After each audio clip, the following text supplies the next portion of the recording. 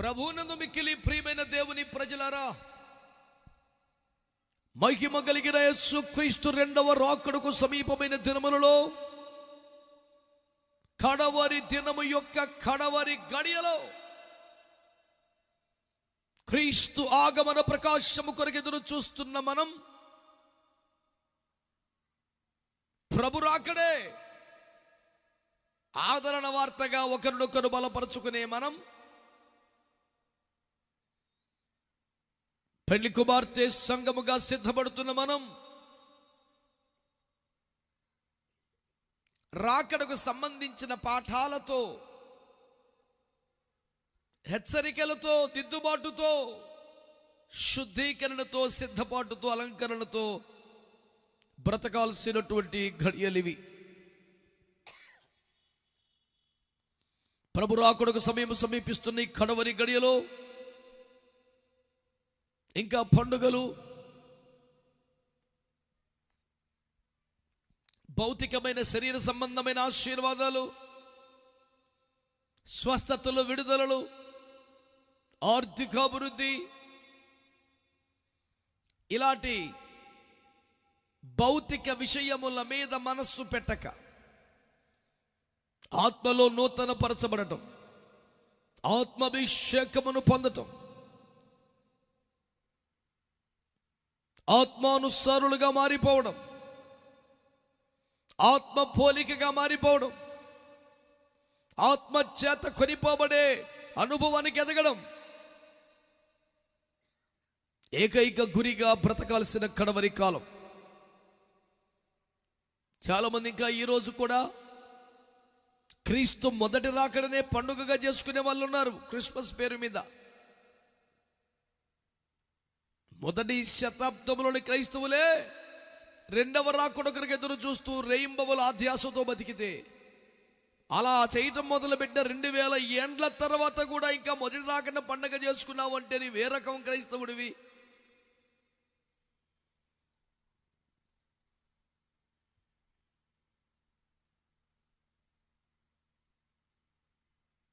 పిల్లాడు పుట్టాడని తెలిస్తే ఏదో బొమ్మ, ఏదో డ్రెస్సు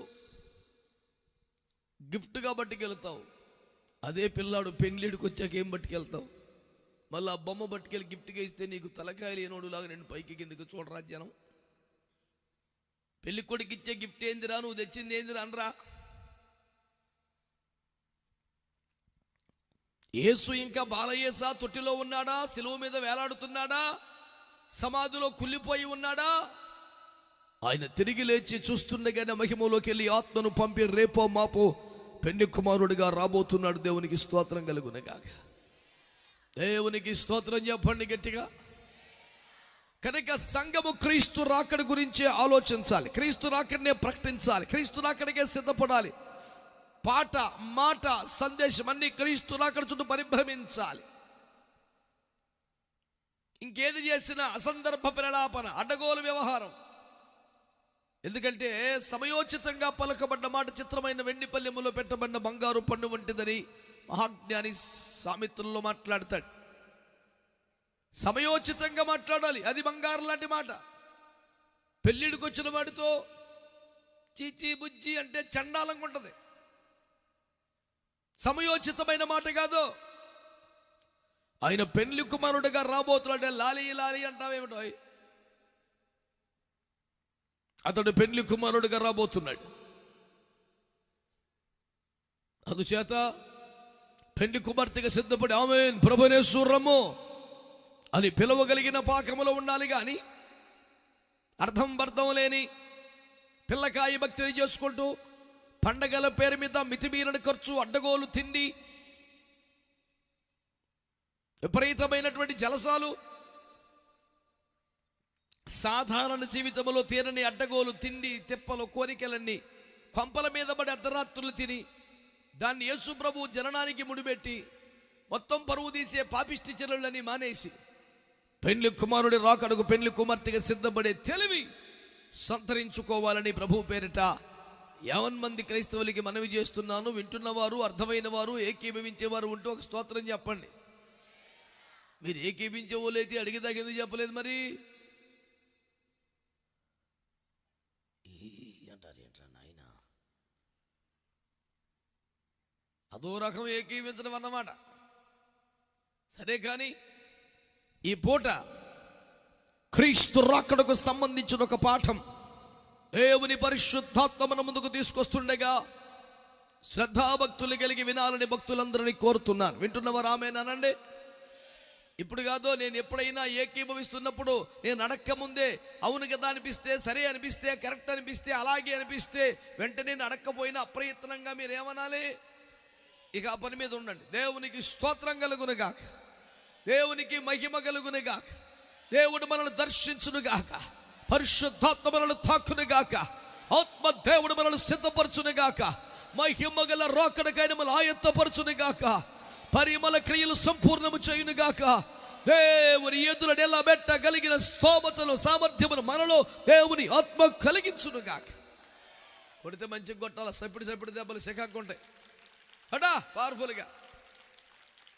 అవ్వమన్న మోసం చేసిన గడ్డ సర్పం దారి తప్పితే చేతుల మధ్యలో పడితే తప్పడైపోవాలి. అలా కొట్టాలి సప్పట్లు. దోమలు కూడా కొడతారు ఎందుకు? గట్ట సర్పమే వస్తే నా చేతుల మధ్యలో పడితే సప్పట్లు కొట్టినప్పుడు తప్పడైపోవాలా అన్నట్టు కొట్టాలి. కొట్టండి ఒకసారి. గన్నవరం దోమలు సావట. దేవునికి మహిమ కలుగునుగాక. ప్రభునందు ప్రియులారా, పరమగీత గ్రంథములో క్రీస్తు రెండవ రాకడికి ఎదుర్కోవలసిన ప్రణయమాడాల్సిన సంఘమును ఉద్దేశించి, పెళ్లి కుమారుడు యేసును ఉద్దేశించి కొన్ని చక్కని పోలికలు రాయబడ్డాయి. ఇందులో ప్రియుడు యేసు ప్రభువారు, ప్రియురాలు సంఘం. ఆ ప్రియుడైన యేసయ్య, పెళ్లి కుమారుడైన యేసయ్య ప్రియురాలైన సంఘాన్ని ఏమని పిలిచేవారు, ఏమని పోల్చేవారు, ఎలా చూపించేవారు అనేది ఈనాటి ధ్యానాంశం. పరమగీత గ్రంథములో ప్రభువు సంఘమునికి ఇచ్చిన పోలిక ఏమిటి అనే దానిని ఈ రాత్రి మీ ముందు పెట్టడానికి పరిశుద్ధాత్మ నన్ను ప్రేరేపించాడు. ఊపిరి బిగబట్టి దేవుని మాట వినాలన్నట్టుగా మనసు ఉండాలి. అటు ఇటు తచ్చెట్లాడటం, దరిద్రం అంతా పోవాలి. ఇవన్నీ కావాలి, అలాగే జరగాలనుకునేవారు ఏమనాలి? ఎప్పటికప్పుడు అడుగుతువే నేను మీరు తీరిగ్గా స్పందించడమే. అసలు రెడీగా ఉండాలిగా. దేవునికి స్తోత్రం చెప్పండి. ఇదిగో నేను చెప్పండి అని చెప్పారు, సొంతంగా చెప్తూ మొత్తం మీకు. అదే ఒకడున్నాడు కోటానికి, దేవునికి స్తోత్రం చెప్పండి అందరూ. హల్లెలూయా. ప్రియులారా, దైవ సేవకులారా, పరమగీత గ్రంథములో ప్రాణప్రియుడైన ప్రభువైన యేసుక్రీస్తు వారు సంఘమును, షులమ్మితిని, ప్రియురాలిని, తన సఖిని ప్రాణేశ్వరిని ఏమని పోల్చాడు అనేదే ఈనాటి సందేశం. బిడ్డలారా, ఆ క్రమంలో మనము చూస్తున్న మొదటి వచనం, నా ప్రియురాల నిన్ను దేనితో పోల్చుదును? స్తోత్రం. సంఘమును చూసి, తన ప్రియురాలను చూసి, తాను పెండ్లి చేసుకోబోతున్న సంఘ కన్యకను చూసి మురిసిపోయి సంతోషపడి అబ్బురపడి ఆనందపడి, ఆహా నిన్ను ఏమని పోల్చాలా? పెళ్లి సంబంధాలకు వెళ్ళినప్పుడు అబ్బాయి గురించి అమ్మాయిని గురించి మధ్యలో తీసుకెళ్ళి పెద్ద మనుషులు చార్జీలకి ఇచ్చారోనో, బిర్యానీ పెట్టారోనో, బాగా చూసుకున్నారోనో, గౌరవించారోనో, పెద్ద మనిషి పాత్ర ఇచ్చారోనో, ప్రేమతో ఉబ్బి తబ్బిబ్బి అయిపోయి చెప్తారుగా. పెళ్ళికి పెద్ద మనుషులుగా వచ్చిన బిడ్డలు మన మధ్యలో ఉన్నారు. దేవునికి స్తోత్రం చెప్పండి. చెప్పలే? హల్లెలూయా. వాళ్ళు గుర్తొస్తారు ఈ మాటలు. నిజమే, మేము చెప్పాము ఇవన్నీ.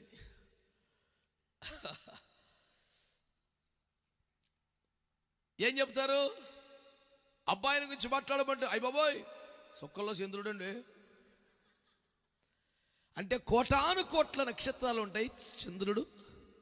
అలాగే కోట్ల మందిలో ఆడు అంత ప్రత్యేకమైన వాడు, మామూలుడు కాదు నా నాయనో అని చెప్పడా. నువ్వెందుకు బతికాస్త స్పందిస్తున్నావు? నాకేమో అనుమానాలు వస్తున్నాయి. దేవునికి స్తోత్రం. హృదయం పొంగుచున్నది, దేవుడు తనను దర్శించునుగాక. హల్లెలూయా. ఆ చుక్కల్లో చంద్రుడు అని మరి అంటారు. అదే అమ్మాయి గురించి చెప్పండి, అమ్మాయి బంగారం,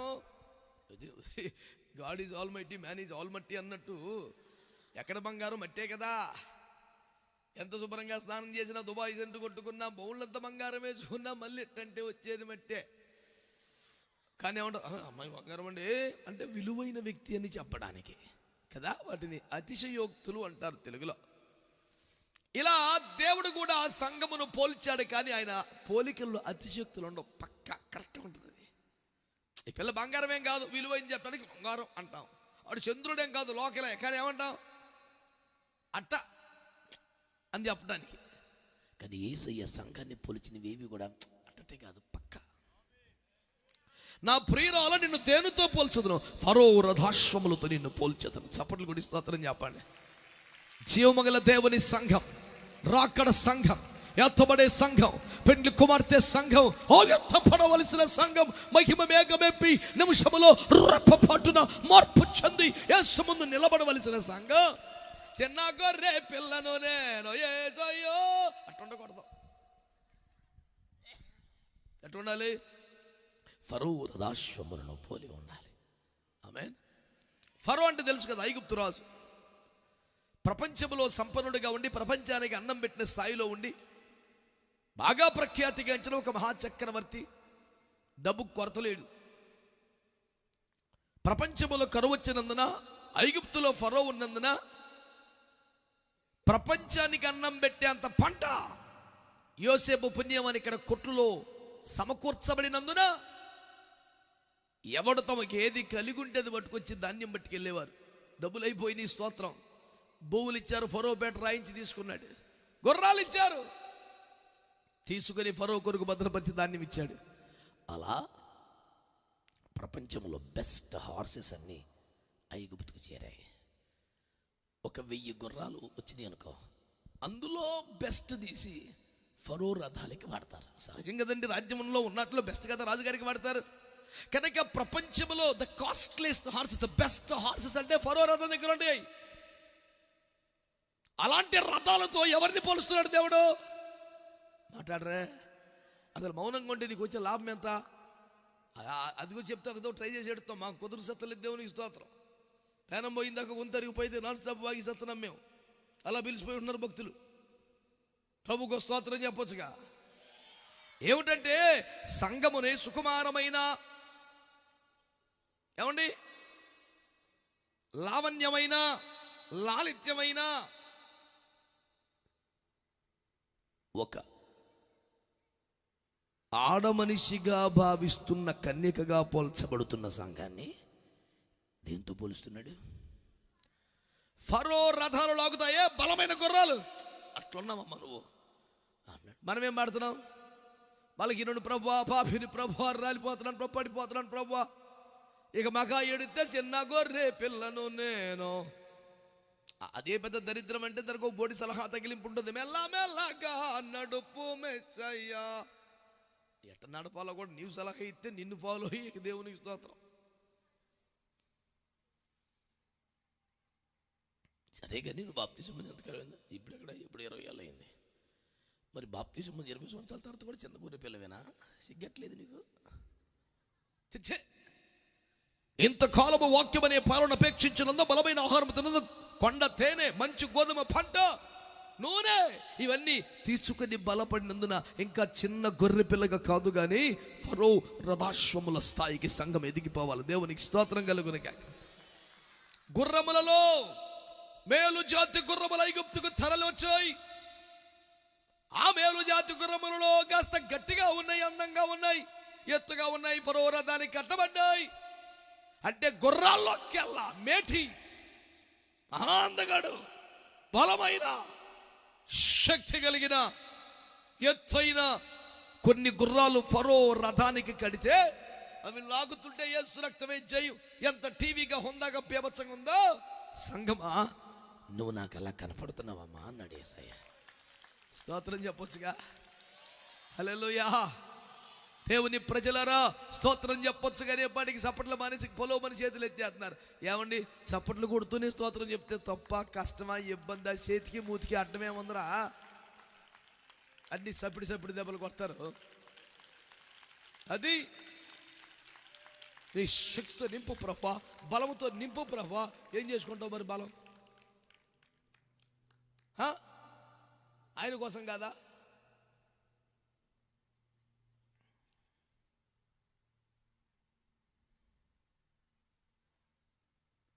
సంఘం ఎలా కనపడాలి ప్రభు కంటికి?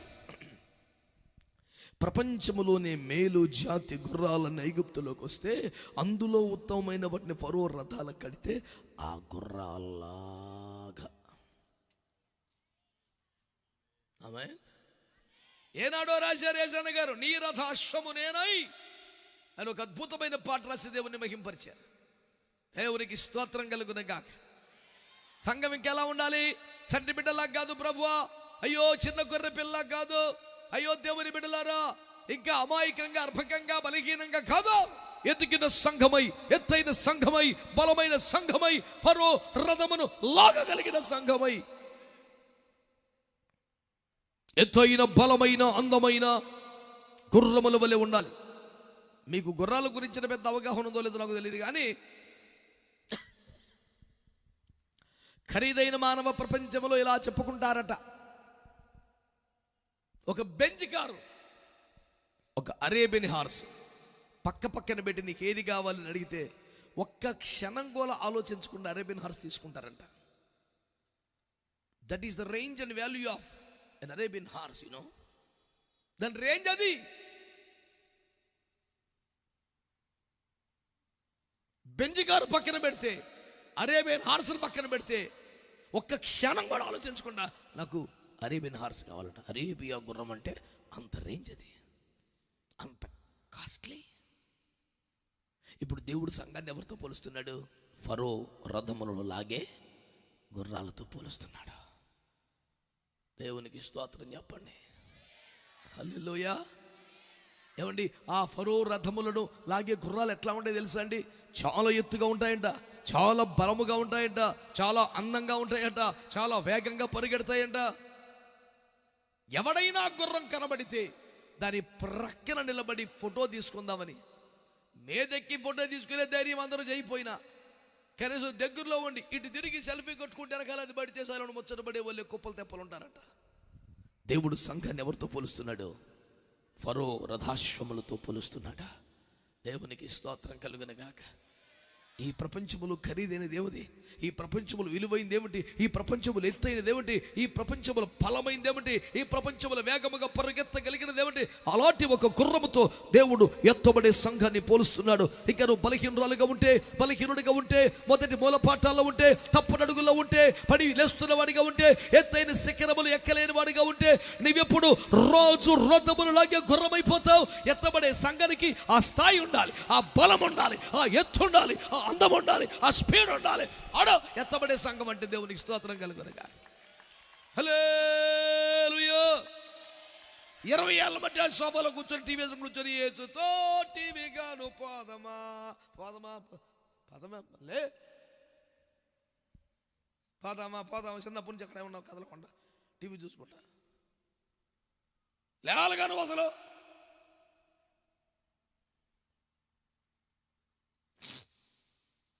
హైదరాబాద్ నుండి బయలుదేరి విజయవాడ వస్తున్నప్పుడు బయలుదేరాం. 1 గంట తర్వాత ఏడున్నావు? హైదరాబాద్లో. 2 గంటలు ఏడున్నావు? 2 గంటల తర్వాత హైదరాబాద్. అడేం బయలుదేరాడు? అడు బయలుదేరిన రకమైతే, ప్రయాణం సాగిన రకమైతే ఫోన్ చేసినప్పుడల్లా గంటకి హైదరాబాద్ దూరం అవ్వాలి, విజయవాడ దగ్గర అవ్వాలి కదా. అడిగి ఎంతసేపు ఆడ తెచ్చావు? ఇంకా భక్తుల్లా కనపడుతున్నావు. ఇంట్లో పెళ్ళి వచ్చేప్పటికి మనం బండారం బయట పడుతుంది. విశ్వాస యోధుల్లా కనపడుతుంది. కొంపలు ఎవడు చచ్చిపోతే అప్పుడు కనపడుతుంది మన విశ్వాసం. రోషము కలిగిన క్రైస్తవుడో అట క్యాస్ట్ సర్టిఫికేట్ అడిగేప్పటికి అప్పుడు బయటపడతాడు అసలు. యేసు రక్తం ఏం చేయి. ఇప్పుడు చూడు దొంగడు తేలుగుట్టెట్టున్నాడు ఒక్కొక్కడు. అయ్యా ఒక్కడ బలికాడు ఇప్పుడు చూసారా? అది దట్ ఈస్ కాల్డ్ రియాలిటీ. మళ్ళీ రియాలిటీ షోకి పోతున్నారు అనవసరంగా. ఏడే ఉందాం మొత్తం రియాలిటీ. మంచి మంచి వాళ్ళందరూ ఏదోటానండి ఓన్లే సమర్పించుకున్నారు గట్టిగా చెప్పరే. ఎట్లుండాలండి సంఘం అంటే? దేవునికి స్తోత్రం కలుగునగాక. ఫరో రథములను లాగే మేలు జాతి గుర్రముల్లాగా ఉండాల. దేవునికి మంచి స్తోత్రం చెప్పండి. గుర్రంలాగా ఉండాలి, గుర్రంలాగా ఉండాలి, గుర్రంలాగా ఉండాలి అంటుంటే ఏదో నాకు అంత క్లారిటీగా పిక్చర్ వస్తలేదు. అసలు గుర్రం ఎట్లుండదు ఒకసారి చూపించవా అని అడిగితే యోబు గ్రంథంలో ఒకరండి వచ్చారా. 39 ఆ పుస్తకం దొరకలేదా ఇంకా? కీర్తన గడం పక్కన ఉంటుంది చూడు. దేవునికి స్తోత్రం. యోబు 39వ అధ్యాయము చూసుకో. గుర్రమునకు నీవు బలమునిచ్చితివా, అది జూలు వెంట్రుకలతో దాని మెడను కప్పితివా. మిడత వలె అది గంతులు వేయునట్లు చేయుదువా. అబ్బో, దాని నాసికా రంధ్ర ధ్వని భీకరము. మైదానంలో అది కాలు దువ్వి తన బలమును బట్టి సంతోషించును. అది ఆయుధదారులను ఎదుర్కొనబోవును. అది భయము పుట్టించు దాన్ని వెక్కిరించి భీతి నొందకుండును. ఇంకా ఖడ్గమును చూచి వెనుకకు తిరుగదు. అంబుల పొదయు తలతలలాడు ఈటలను బల్లెమును దాని మీద గలగలలాడించబడినప్పుడు ఉద్దండ కోపముతో అది బహుగా పరుగులెత్తును. అది బాకానాదము విని ఊరకొండదు. బాకానాదము వినబడినప్పుడల్లా అది ఆహా ఆహా అనుకొని దూరము నుండి యుద్ధ వాసన తెలుసుకొనును. మీకు ఎంత ఓపుకుంటే అంత గట్టిగా సభలు కొను. సరే, అదిలా గుర్రం అంటే గొర్రె పిల్లలా కొట్టబాకండి, గుర్రంలా కొట్టండి. దేవునికి మహిమ కలుగును గాక. హల్లెలూయా. గుర్రం అంటే ఎట్లా ఉండాలి చూసుకో. ఎవరైనా పాస్టర్ గారు గుర్రం మేలకుంటే మనకెందుకు, మరి ఇంకా నిద్రపోతున్నావు రే. ఎత్తబడే సంఘం ఆ గుర్రంలాగా ఉండాలని చెప్తున్నాడు. ఇది ఇంకా మెలుగు రాలేదు, ఇడికి ఇంకా ఊగుతున్నాడు. అయ్యా వాక్యంలో ఏముందో గమనించు.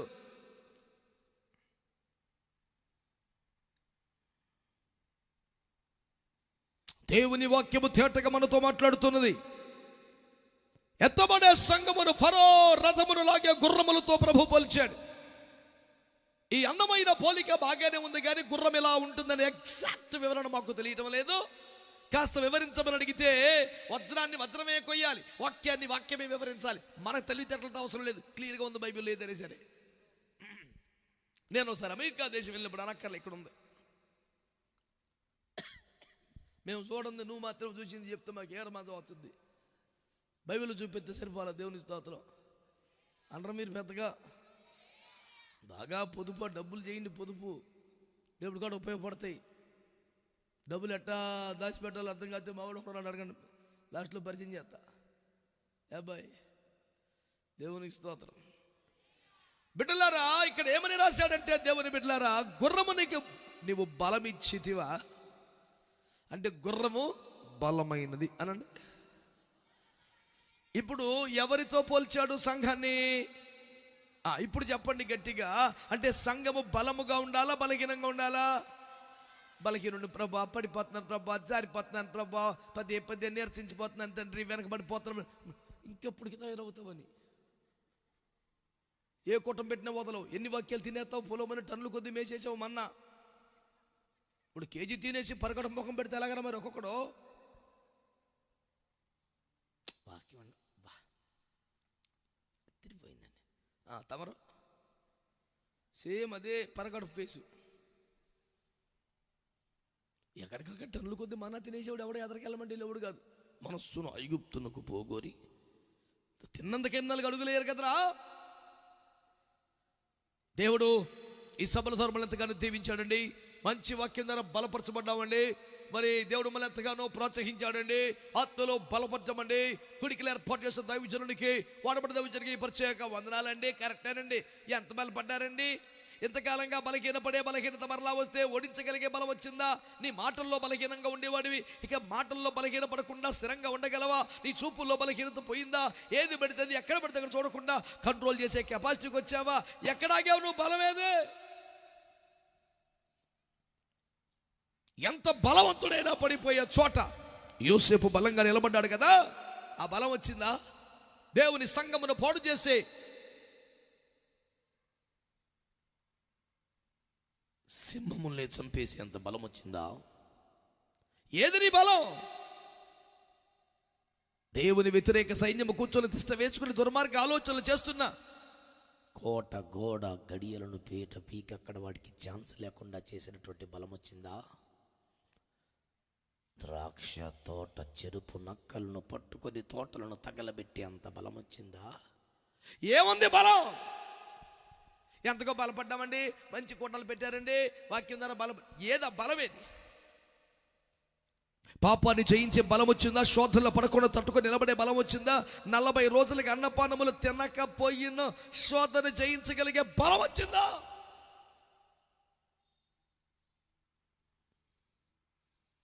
ఒకవేళ దావీదు వలె, సంసోను వలె సింహములు జీర్చే బలం లేకపోతే కనీసం యోసేపు వలె పాపాన్ని జయించగలిగే బలం వచ్చిందా? నాకంత మ్యాటర్ లేదనుకుంటే పారిపోయే తెలివైన వచ్చిందా? నేను కింగ్ అని ఎదురులోడు చచ్చాడు. ఎందుకన్నా మంచిదని దూరంగా పారిపోయినాడు, ఏక్లెస్గా బతుకున్నాడు. స్తోత్రం చెప్పొచ్చుగా. హల్లెలూయా. ఈ రాత్రి దేవుని వాక్యము తేటగా నీతో మాట్లాడుతున్న సందేశం ఏంటో తెలిసిన? ఇవి రాకడ దినాలు, కడవరి దినాలు. ఇంకా బలహీనతలు ఉండకూడదు, ఇంకా లోపాల్లో ఉండకూడదు. పరుగులెత్తలేని, యుద్ధము చేయలేని, పోరాడలేని, జయించలేని బలహీన పిల్లకాయ దశలో సంఘం ఉండిపోకూడదు. సంఘము రాకడలో ఎత్తబడి దేవునికి స్తోత్రం కలుగును గాక. బలమైనటువంటి గుర్రపు పోలిక అనుభూతికి రావాలి. దేవునికి స్తోత్రం చెప్పండి గట్టిగా. హల్లెలూయా. దాని బలముని వెరుగుదువా?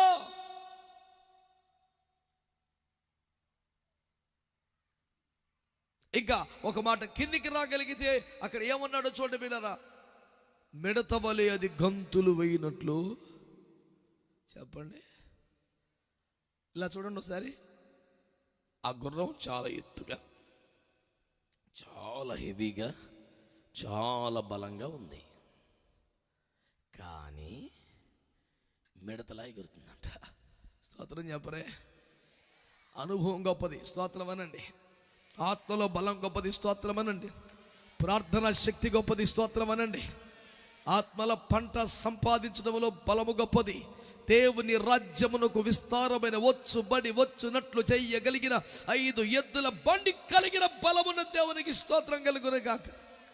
బలమే అయినా దేవుని కొరకు చాలా చురుగ్గా, చలాకిగా ఎగిరి గంతులు వేయగలిగిన మిడత వలె ఉన్నదంట. దేవునికి స్తోత్రం చెప్పండి.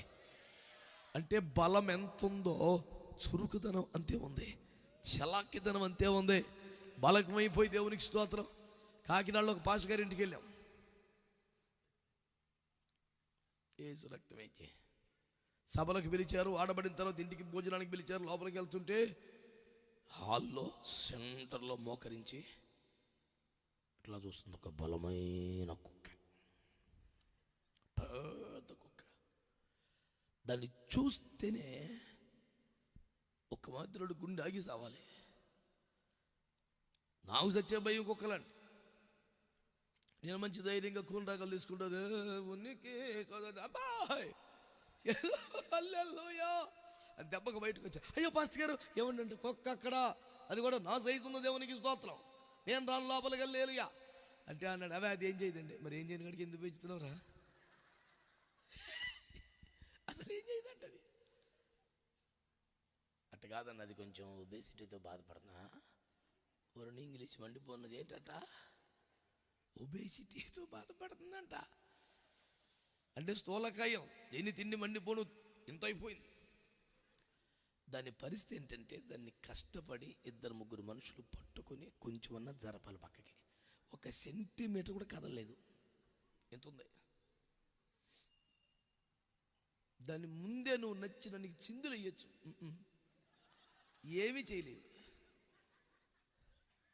కుక్క పిల్లను చూస్తే గదగద వణికిపోయి, నేను దీన్ని మ్యాటర్ తెలిసిన తర్వాత ఉంది కదా మూమెంట్. ఓ ఈ సునకమా, సునక రాజమా, ఇప్పుడు నేను తొక్కివేయదును. నా పాయింట్ ఏంటంటే బలం ఎక్కువైతే సురుకుదనం తగ్గిపోతుంది. అసలు పాయింట్ అది. మీరు అది పట్టుకుంటలేదు. కానీ ఫరో రథాశ్వాలు ఉంటా, ఈ గుర్రం ఉందట, దాని బలం ఎంత తెలుసా అంటూ, అంత బలమున్నా మిడత వల్లే గంతులేసద్దంట. సంఘము ఏ సంఘం? మీ సంఘం మా సంఘం కాదు, కుల సంఘం కాదు. చిచ్చి డినామినేషన్ల పేరు మీద, సిద్ధాంతాల పేరు మీద పెట్టుకునే సంఘాలు కాదు. వచ్చే డబ్బుల పేరు మీద ఆడిచ్చిన పేరు పెట్టుకునేవాడు కాదు.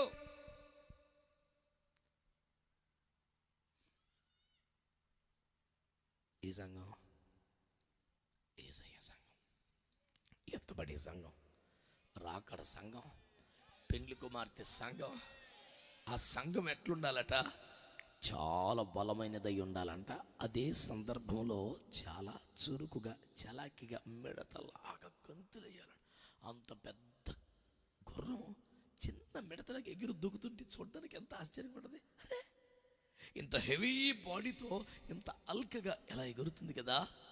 సంఘము ఎంత బలపడినా అనండి, ఆత్మీయ బలం, ప్రార్థనా బలం, వాక్య బలం, ఎన్ని రకములైన బలములను పొందిన దేవుని సన్నిధిలో, ఆమేన్, దేవుని ఆరాధనలో, ఆమేన్, ఆత్మ కొడికలో, ఆమేన్, సువార్త ప్రకటనలో, ఆమేన్, అలంకరించబట్టలో, సిద్ధపడలో, మోసబడ్డ ఒక తరమును తయారు చేయటలో నీవు చాలా చలాకీగా ఉండాలి. సంతోషంగా. హల్లెలూయా. మావాడు ఒకడు ఉన్నాడు, చేయనండో చేయడు. ఆడికి ఏ పని చెప్పినా నేను చేయనండో చేయడు. అలాగే నన్ను తప్పుకున్నాడు, అది ఎప్పటికీ అవదు. ఆడి పేరే చేయనండో చేయడు. ఏదైనా పని చెప్తే నేను చేయనండో ఎప్పటికీ చేయడు. ఎరా నేను చేస్తున్నానన్నా, ఎత్తబడే రకంగా తీడు. ఎలాగేదిరా స్తోత్రం చెప్పు. చురుకుగా ఉంట గొప్ప. ఏ చురుకు? దేవుని స్తోత్రం. అదిగో బిడ్డ స్పందించింది చూడు. హల్లెలూయా. ఏ చురుకమ్మా? దేవునికి స్తోత్రం. ఇంకేం మిగిల్చవా తల్లి ఇంట్లోనో? మిగతా నలుగురు ఎట్టబోతారే బాబా. దేవునికి స్తోత్రం చెప్పు. మా వాడు ఒకడు ఉండేవాడు. ఓసారి నేను, మా అమ్మగారు, మా నాన్నగారు, ఆ సహోదరు నలుగురికి సరిపడా వంట చేసుకున్నాం. ఓ గృహకూడికి వెళ్ళాం. చిన్న ప్రార్థన చేసి వచ్చేయాలి. భోజనాలు ఏమీ చెప్పలేదు. అందుచేత వంట చేసుకొని టేబుల్ మీద సిద్ధపరిచి వెళ్ళాం. ఆడికి వెళ్ళిన తర్వాత ఇంట్లో బాగా పట్టుబట్టారు. అయ్యా ముందు చెప్పలేదు కానీ పొరపాటే, కానీ దయచేసి మా తప్పును మన్నించి మా ఇంట్లో భోజనం చేయండి అయ్యా. మళ్ళీ మాకు ఈ అవకాశం ఎప్పుడు వచ్చిందో. అయితే వండుకొని వచ్చాక వండిందంతా వేస్ట్ అయిపోద్ది కదా. ఇంకోసారి మీ దండం పెడతానయ్యా ప్లీజ్ అయ్యా అని వాళ్ళు బతిలాడుతుంటే, ఇక వారి ప్రాధేయపడే తీరును చూసి సరే భోజనం చేద్దామని నేను, మా అమ్మగారు, నాన్నగారు భోజనాన్ని కూర్చొని, నాన్న నువ్వైనా తినరా ఇంటికి వెళ్ళి, మొత్తం వేస్ట్ అయిపోద్ది అని చెప్పి, టేబుల్ మీద అన్నం కూర అన్నీ ఉన్నాయి నాన్న, నువ్వు తిన్న కాడికి తిని మిగతాదంతా వేరే పాత్రలోకి మార్చి ఫ్రిడ్జ్లో పెట్టినానా అంటే, అలాగే మమ్మీ అని వెళ్ళాడు. వాడేమో నా రకంగా ఉండడు. దేవునికి స్తోత్రం. పక్క బలుచుకుంటాడు క్యాండిడేట్. సరే వెళ్ళామండి. మేము ఇక్కడ భోజనం చేసి తీరిగ్గా ఇంటికి వెళ్ళేపాటికి వాడు భోజనం ఎలాగో అయిపోతుంది కదా. మా అమ్మగారు వంటగదిలోకి వెళ్ళి మిగిలిన పదార్థాలన్నీ చక్కగా క్రమంగా బీరువాలోనో లేదా ఫ్రిడ్జ్లోనో సర్దాడా అని చూడడానికి వెళ్తే గింజలే దేశ రక్తం చూసి చూసి ఎతికి అలిసిపోయారు. పిలిచింది నాన్న అంటే, అమ్మా మిగిలిన పదార్థాలు ఎక్కడ పెట్టావరా అంటే, మిగలేదమ్మా. నీ కడుపు చల్లగుండరే, నలుగురు భోజనం కదరా. ప్రార్థన నుంచి వచ్చాక ఆడితో పాటు మేమందరం తినాలా? మేము ముగ్గురు అక్కడ తినేసాం. ఆడి వాట మా ముగ్గురు వాట ఉండాలిగా. గుడిని లింగాన్ని మింగేసే రకమాడు మొత్తం తినేసాడు, ఏమీ లేదు. కొంతమంది అందులో చురుకైన వారు ఏసు రక్తమే జయ. మా ఫైతంలో బిడ్డ చేరిందండి. ఓ కేజీ జీడిపప్పు కొనుక్కొచ్చి ఫ్రిడ్జ్లో పెట్టి అందులో 4 పలుకులు తెచ్చుకొని చుప్మాలు వేసినా పెట్టింది మా పాస్టమ్మ. సాయంత్రం మళ్ళీ చెబుదామని చూస్తే ఒక్క పప్పు లేదమ్మా. అటుపాత ఇటుపాత 4 జీడిపప్పులు నోట్లు వేస్తుంది.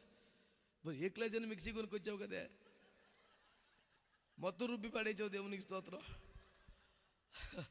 సాయంత్రానికి అందరం నుంచోబెట్టింది పాస్టమ్మ. ఎవరు చెప్పండి అంటే, ఎవడో మాట్లాడతారు. లేదమ్మా లేదమ్మా లేదమ్మా అంటే, ఈ పిల్ల కొంచెం దోడు తినేసారామా. ఎప్పుడు తిన్నాంటే ఈరోజే ఉదయం నుంచి సాయంత్రం లోపు అటు వెళ్తా ఇటు వెళ్తా ఫ్రిడ్జ్లోంచి తీసి వేస్తుంది. దేవుడు ఏంటంటే మిల్లు కింటాడుతుంది ఒక దెబ్బకు. దేవునికి స్తోత్రం. ప్రభు ఎంత ఆశ్రయించాడమ్మా. ఏ క్లాస్ మోటార్లు బిగించాడు మా తండ్రి. నీ సురుకుదనం ఏడ తెచ్చిందమ్మా. కొంతమంది చదువులో ఉన్నారు చురుగ్గా, కొంతమంది తిండిలో ఉన్నారు చురుగ్గా, కొంతమందికి నేను చెప్పను నాయనో రకరకాలుగా చురుకున్నారు. దేవునికి స్తోత్రం. కానీ మనం ఇందులో ఉండాలి చురుగ్గు. హెబ్రీ స్త్రీలు చెప్పండి, హెబ్రీ స్త్రీలు ఇందులో చురుకైన వాళ్ళు. ఫరో నియమించిన మరణ శాస్త్రానికి అందకుండా, ఆమేన్, ఫరో సైనికుల కత్తికి దొరకకుండా మోషే వంటి దైవజనులు కని దాచి పెంచగలిగిన విషయములు చురుకైన వారు. దేవునికి మహిమ కలుగునే గాక. దేవుని కొరకు ఒక తలమును తయారు చేయాలి. దేవుని కొరకు ఒక సైన్యమును సిద్ధపరచాలి. దేవుని ప్రజలను విమోచించగల మోషే వంటి వారిని తయారు చేయాలి. అలాంటి వారిలో నువ్వు చురుగ్గా ఉన్నావా? అనతి కాలంలో డబ్బు సంపాదించడం చురుకా? డబ్బులు తీసుకెళ్ళి ఆ కంపెనీలో పెట్టి ఈ కంపెనీలో పెట్టి అక్కడ రకరకాలుగా మార్చి రూపాయిని 10 రూపాయలు చేసి లక్షలు 10 లక్షలుగా మార్చి విదేశాలను తీసుకెళ్ళి పెట్టుబడి పెట్టి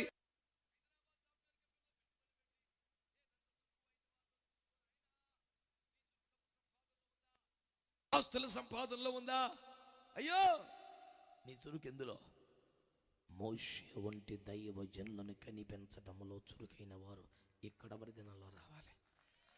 ఒక పక్క నశించిపోతున్న ప్రజలు, ఒక పక్క బాధింపబడుతున్న ప్రజలు, ఒక పక్కన వేధిస్తున్న ఫరో, నానాటికి దుర్మార్గంగా కిరాతగా మారిపోతున్న ఫరో, ఈ మధ్యలో సైలెంట్గా మోషే లాంటి వారిని కని దాచి పెంచి ఫరో సామ్రాజ్యమును కూకటి వేళ్లతో పెళ్ళగించగలవానిగా మార్చి సాతాను సామ్రాజ్యపు పునాదుల కింద మందు పాత్రగా పేల్చి బలమైన దేవుని రాజ్యమునకు పునాదులో వేయగలిగిన అద్భుతమైన శక్తి గల వారిని తయారు చేయుటలో వారు చురుకైన వారి చేతులెత్తి స్తోత్రం చెప్పండి.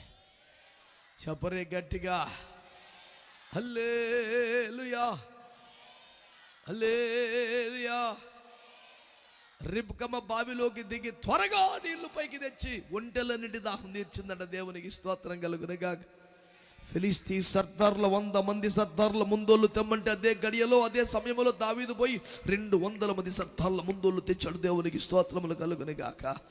దేవుని సంఘమునకు సేవ చేయటములో, అనేక ప్రజల దప్పిక తీర్చడంలో, మోషే వంటి వారిని తయారు చేయటములో, ఇదిగో దేవుని ప్రజలారా, శత్రువును సంహరించడంలో, దేవుని రాజ్యమును బలపరచుటలో నువ్వు ఒక చురుకైన వ్యక్తిగా మారిపోవాలి. మిడతల వలె గంతు వేసే వ్యక్తిగా మారిపోయాలి. బలము పెరిగింది కదా, ఆత్మలో ఉద్యమం వచ్చింది కదా, వాక్యమును తిన్నావు కదా, బలపడినావు కదా అని మందకొడిగా మారకూడదు. చలగ్గా ఉండాలి, చురుగ్గా ఉండాలి. బలమైనదే అయినా చురుకైనది అనే సాక్ష్యాన్ని సంపాదించుకోవాలి. చేతులెత్తి స్తోత్రం చెప్పండి. హల్లెలూయా హల్లెలూయా. దాని నాసిక రంధ్రముల ధ్వని భీకరం. దాని నాసిక రంధ్రాల నుంచి వచ్చే గాలి భయంకరమైన శబ్దం వస్తుందంట. ఎక్కడికో వినబడుతుంది. వామ్మో, గుర్రం వస్తున్నట్టుందరో. మీ ఊర్లో కాక విమానాశ్రయం ఉందని పద్దాక సౌండ్ వస్తలా? దేవునికి స్తోత్రం. దాని నాసిక రంధ్రముల ధ్వని భీకరం అండి. తిట్టి కొట్టి అడవడి చేయక్కర్లా. రక్తం ఏం చేయి. హల్లెలూయా. ఇప్పుడున్న బుల్లెట్ కాకుండా నాకు 2006లో పాత బుల్లెట్ ఉండి, దాని సౌండ్ కూడా భీకరంగా ఉండేది. స్టీల్ ప్లాంట్ వీధుల్లో బండి వేసుకుని వెళ్తూ ఉంటే రక్తం ఏం చేయి గుర్తుపట్టేశారు. భాషగారి బండి అవుతుందో. దాని సౌండ్ వేరు, మన తోలకం వేరు. దేవునికి స్తోత్రం. తడతల్లాడిపోతుండేది అంతే. దేవునికి స్తోత్రం. మా విశ్వాసులందరూ ఎక్కడ దొంగలు అక్కడ గప్ చెప్పన్నట్టుగా అయిపోవాలి. అది కనిపెట్టి ఆ బండి మార్చేశారు. దేవునికి స్తోత్రం. టీవీ ఛానల్స్ అన్ని మారిపోతున్నాయి. దేవునికి స్తోత్రం. అరే రే రే రే, ఈ బండి మొత్తం అడవుడు చేస్తుంది ఇటు కాదులని సైలెంట్కి వెళ్ళిపోయి బండి కనిపెట్టి వెళ్ళి బెల్ల కొడితే ఎవరో వస్తున్నాం తలుపు. హల్లెలూయా. అయ్యో ప్రైజ్లో అనుభవం మీరు రావడం మాకు చాలా సంతోషం. ఇవన్నీ మాటలు చెప్తున్నాడు. లోపల అమ్మ సర్ది ఎత్తుంటుంది. అలా నీ సప్పిదాలు కదా.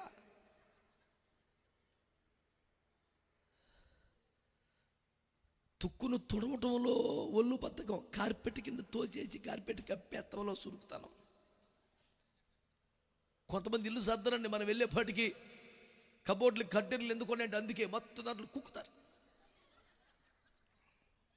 వాళ్ళ కొంపలకి వెళ్ళాలంటే గంట ముందు మనం ఫోన్ చేయాలి. ఇంకో గంటలో వస్తున్నాను. ఈ లోపు రక్తమే జయం. కొంప రూపురేఖలు మారుస్తా. నేను కొంచెం ఖరీదైన కుటుంబమే, మాకు సంఘంలో ఉన్నారు. కొంచెం పెద్ద మనుషులు, గబుక్కుని మాట ఇసరకూడదు. కానీ చెప్పాలా, నా ఫ్యాన్ కుదురుండదుగా. చెప్పిందాక అన్నమారు కదా నాకు, దేవునికి స్తోత్రం. నేను ఫోన్ చేస్తాను, వెళ్ళేప్పటికీ అన్ని సర్దేస్తుంటారు మంచిగా కదా. నేను అన్నాను, ఈ వయసులో కూడా మీరు ఇంత చురుగ్గా ఉన్నారంటే మీతో ప్రార్థన చేయించుకోవాలి నాకు అన్నాను. హలో పాస్టర్ గారు ఏంటండి, ఈ వయసులో కూడా ఇంత చురుగ్గా ఉన్నారంటే మీతో ప్రార్థన చేయించుకోవాలందా నాకు. మేమా చురుగ్గా ఉన్నామా? మాకు అర్థం కాలేదండి. అరగంటలో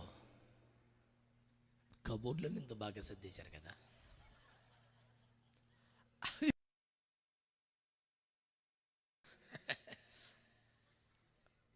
పాఠం అందేసింది దేశ రక్త విజయం.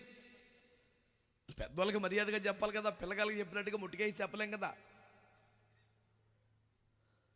కానీ చెప్పాలి యేసు రక్త విజయం. అందుచేత నేను మిమ్మల్ని అడుగుతున్న విషయం ఒకటే, మీ చురుకు ఎందులో? దేవునికి స్తోత్రం కలుగునగాక. అబ్రహం గారు యేసు ప్రభు వారికి ఆతిథ్యం ఇచ్చారు. త్రియేక దేవునికి గుర్తుందా మీకు? అతడు త్వరగా కోడి పిల్లను, స్తోత్రం కాదు ఆయన, అది త్వరగా సిద్ధము చేసి హల్లెలూయా. శారమ్మకి ఇస్తే అమ్మ త్వరగా వండి కాళ్ళు చేతులు కడుక్కొని చెట్టు కింద కూర్చొని కాళ్ళు ఆరబెట్టుకునేసరికి వంట చేస్తున్నారంటండి బాబు. దేవుని స్తోత్రం. కొంతమంది ఇళ్ళకి వెళ్తేనండి దేవుని స్తోత్రం, పేతురు గారి అనుభవమే. మధ్యాహ్నం ముందు పేకులు ఆకలిగొనగా ఇంటి వారు ఇంకనూ సిద్ధపరచలేదంట. కొంపకి రమ్మంటారు, భోజనం రమ్మంటారు, తీరా వెళ్తేనేమో మన ముందులు పెట్టి తాలింపులు వేస్తుంటారు. దేవునికి స్తోత్రం. మనల్ని కూర్చోబెట్టి మనం ఒకరిని పాపించి రిమోట్ ఒకటి పెట్టి దేవుడు ఛానలేనండి, దేవుడు ఛానలే చూస్తూ ఉండండి. ఎందుకని వీళ్ళు తిప్పలు పడి 2-3 పొయ్యిలు వెలిగించు ఏపేస్తుంటారు. యేసు రక్తం వేచే మొత్తం మనకు వచ్చేస్తుంటారు దేవతల దగ్గలేక తొమ్మలేక చచ్చిపోతాం మన. సారీ పాస్టర్ గారు, మరి తొందరగా ఉండాలని హైలో పెట్టామండి. దేవునికి స్తోత్రం. మళ్ళీ దానికి కవరింగ్ ఏంటి? మీకు వేడివేడిగా ఉండాలని. మేము చల్లారిపోయాక పెట్టు వేడివేడిది. దేవునికి స్తోత్రం. అబ్రహాం అలా చేశాడా? త్వరగా సిద్ధము చేసి. ప్రభుకి స్తోత్రం చెప్పరే. మా చుట్టం ఒక ఆవిడ ఉండేది, పేరు చెప్పకూడదు కానీ, మేము పొద్దున్న 8కి 7కి వెళ్తే 11 దాకా పచ్చి మంచిలు ఇచ్చేది కదండి. పొద్దున్న ఎప్పుడు 7కి వెళ్ళి పిల్లగాలం. ఇక మేము బయలుదేరుతామంటే, ఓయ్ పిల్లలు వెళ్ళిపోతున్నారంటే ఉండమనండి ఉప్మా చేస్తున్నాను అనేది. మీరైతే రండి బాబు ఉప్మా. పొద్దున్న 7కి వచ్చాం, 11 అయిపోతుంది, ఇప్పుడు ఉంటే ఉప్మా చేస్తుందంట. ఉప్మా అయ్యి అంతసేపు ఉడికితే ఇంకేమన్నా ఉండమంటే దేవునికి స్తోత్రం. అర్జెంటు ఉడికిపోయింది అది కదా. అలా చూస్తారంటారు బాబు. మీ చేతిలో ఉప్మా కూడా ఉంటుందా తల్లి?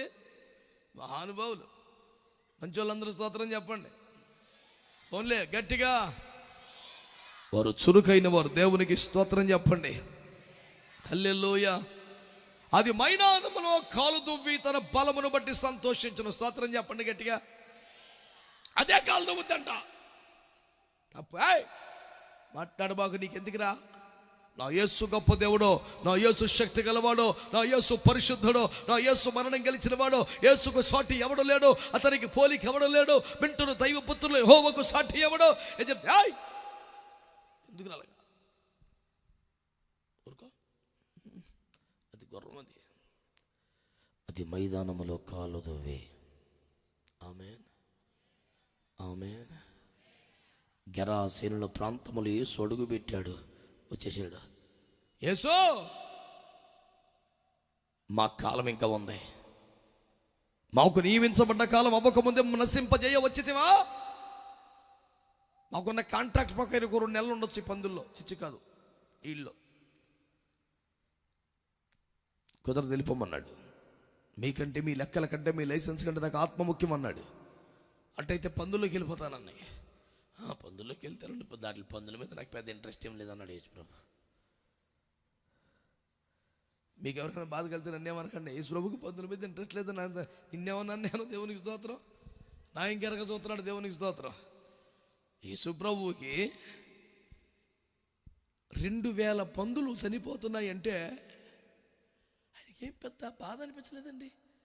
ఒక్క ఆత్మ రక్షించబడితే చాలు అనుకున్నాడు. 2000 పందులు చచ్చిపోతున్నాయి కదా అని అసలు కొంచెం కూడా ఫీల్ అవ్వలేదండి.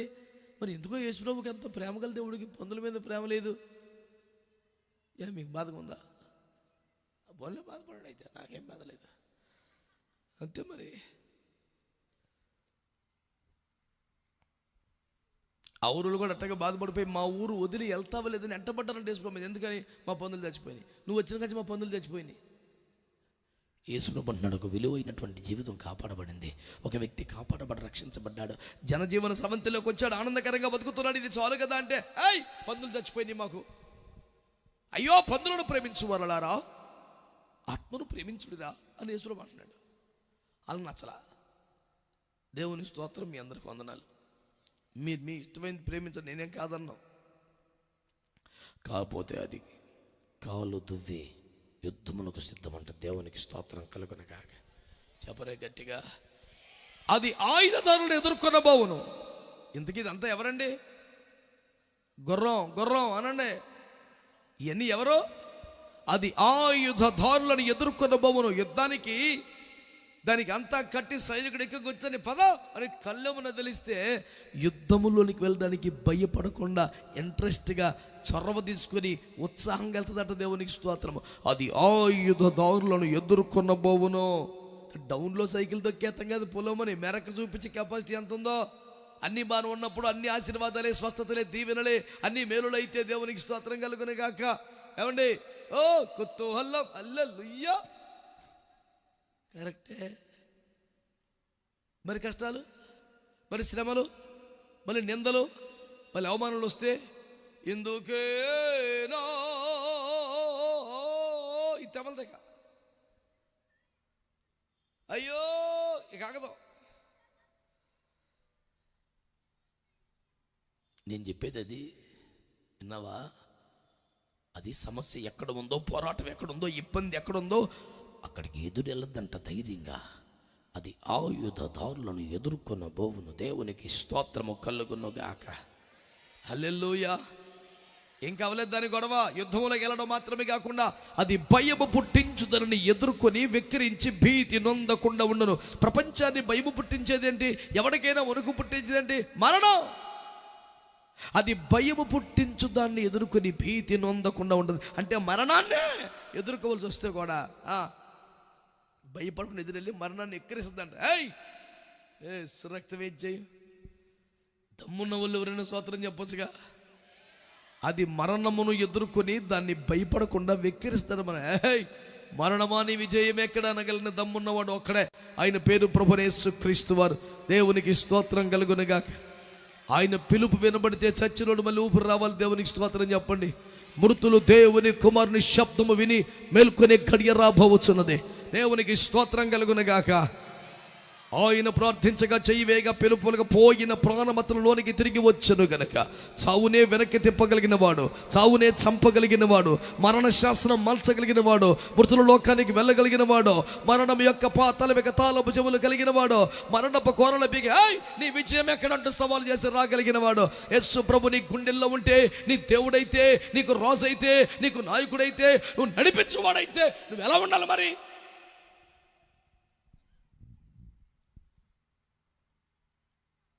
అది భయము పుట్టించుదని వెక్కిరించి భీతి నొందకుండా ఉండను. సావుకెదరలే అని సవాలు చేసి మాట్లాడుతుంట. సంఘం యొక్క లక్షణం గుర్రం. అంతేనా? అక్కడేమో రాశాడు, అది ఖడ్గమును చూచి వెనుకకు. స్తోత్రం చెప్పండి. హల్లెలూయా. ఖడ్గమును చూచి వెనుకకు. హల్లెలూయా. ప్రేమ విందంటే ప్రేమ విందంటే హల్లెలూయా. ఎరా ఎప్పుడు ముందు వచ్చేవాడివి, ఇవాళ ఏంట్రా ఆలస్యంగా వచ్చావు అన్నాను ఒకడిని. ఆడాడు విచిత్రంగా, ఇవాళ ప్రేమ వింది కదండి అన్నాడు. ప్రేమ వింది అయితే ఆలస్యంగా రావటం ఏంట్రా? వెనకాల ఉంటే ఫస్ట్ బంతిలో ఆమేన్ అనగానే ఫస్ట్ అక్కడ పట్టేసుకోవాలన్నమాట. ఊరిని చురుకుదనం మండిపోయి ఇందులో తగలబడ్డావా నువ్వు? పరిచర్యకి కాదా చురుకు, ప్రభు పనికి కాదా చురుకు? లాస్ట్లో వస్తే వెనకాలంటే ఆమేన్ అనగానే ముందటి తిరిగిపోవచ్చు అని ప్లాన్ వేసాడంటే తిండిపోతు రకం. ఇంట్లో 4 మనుషులుంటే 1/2 కేజీ మాసం తెచ్చుకొని సర్దుకొని తిన్నారు కదా, ఎంత ఇప్పుడు కుటుంబం సంసారం ఎంత మంచి చూడండి. మరి కూటానికి వచ్చినప్పుడు ఒక్కడే 1/2 కేజీ తినేస్తున్నాడు దుర్మార్గుడు. తప్పు కదరా? 10 మంది ఉన్నారు, ఏదో పేరుకి ప్రసాదంలాగా భావించి ఒక ముద్ద తిని సంతోషంగా 1/2 కిలో తెచ్చుకొని 4 మనుషులు పంచుకొని పద్ధతిగా తింటున్నారు కదా, మరి ఒక్కడే 1/2 కేజీ తినేస్తున్నాడు వెనకాల సంగతి ఏంట్రా? ఈ విషయంలో ప్రభు నన్ను చురుకైన వాడిగా, ప్రభు కాదు ఆడు, ప్రభు అట్లాంటి చేయడు. అర్థమైన నామేనానండి. అది ఈ పాయింట్ మీకు అర్థం అవ్వాలని నేను కోరుకున్నాను. దేవునికి స్తోత్రం కలుగునగా. వాక్యం ఏమంటుందండి? అది ఖడ్గమును చూచి వెనుకకు, ఘనతకి, గౌరవానికి, సన్మానానికి, పదవికి, అధికారానికి, పొగడతలకి, తిండికైతే ఎవడైనా వెనక్కి తిరగడు కానీ ఖడ్గమును చూచి వెనుకకు తిరగదు. రంబుల పొదియు తలతలలాడు ఈటెలను బల్యమును దాని మీద గలగలలాడించినప్పుడు ఉద్దండ కోపుతుంది బహుగా. ఈటెలు, బల్యాలు, కత్తులు దాని మీద గలగలలాడుతాయి అనుకోండి, బెంబేలు ఎత్తిపోయి పారిపోతుంట. పిచ్చి కోపంతో అప్పుడు ఇంకా పరిగెడుతుంటుందంట. తొక్కి పారేసి దేశ రక్తం ఇచ్చి, నీకు శ్రమలు వస్తే, నిందలు వస్తే, అవమానాలు వస్తే రెచ్చిపోవాలి భక్తిలో.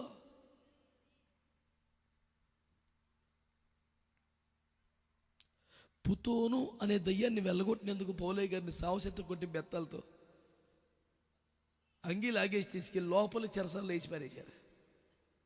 ఎటు చేస్తారా మీరు అని చెప్పారు. వత్తావత ఏం చేశాడు? ఖైదీలందరినీ మార్చేశాడు. దేవునికి స్తోత్రం చెప్పండి. హల్లెలూయా. అనాగరికల దీపాన్ని కొట్టుకుపోతే ఓ పోగొట్టుకుంది, మొత్తం బ్యాచ్ మార్చేశాడు. దేవునికి స్తోత్రం కలుగునగా. అంబుల పొది, ఈటెలు, ఖడ్గములు వీపుల మీద గల్ల గల్ల గల్ల లాటించినప్పుడు అది ఉద్దండ కోపముతో బహుగా పరిగెత్తుద్దంట. అది బాకా నాదము విని ఓరకుండదట. ఇది ఏం చేస్తుందంట? బాకాన వినబడినప్పుడల్లా అయ్యో మరలా యుద్ధం వచ్చనే, అమ్మో మరలా కష్టం వచ్చనే అందంట.